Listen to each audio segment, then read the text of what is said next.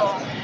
8:30টার সময় হারামজাদার দল চামারের গুলা আর কয়টারে নিয়ে এই গর্ভবতী নারীকে জোর জবরদস্তি করে বাধ্য করছে তুমি মাতৃত্বকালীন ছুটিতে যাবা, আবেদন লেখো, সাইন করো।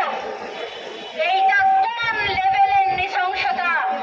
আমরা তাদের শাস্তি চাই।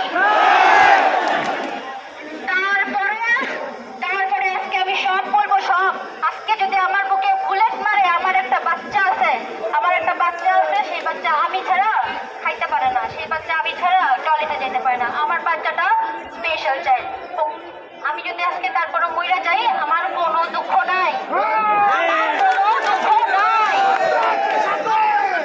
যেটা বলতে গেছিলাম যে সেই গর্ভবতী নারীকে জোরপূর্বক মাতৃত্বকালীন ছুটিতে পাঠাইছে কয়টায়?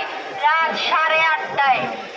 পরের দিন থেকে আপু আসতে পারে নাই অফিসে, জোরপূর্বক। এইটা কইরাই থামে নাই, হালার পথ হালারা নিয়ম করছে মা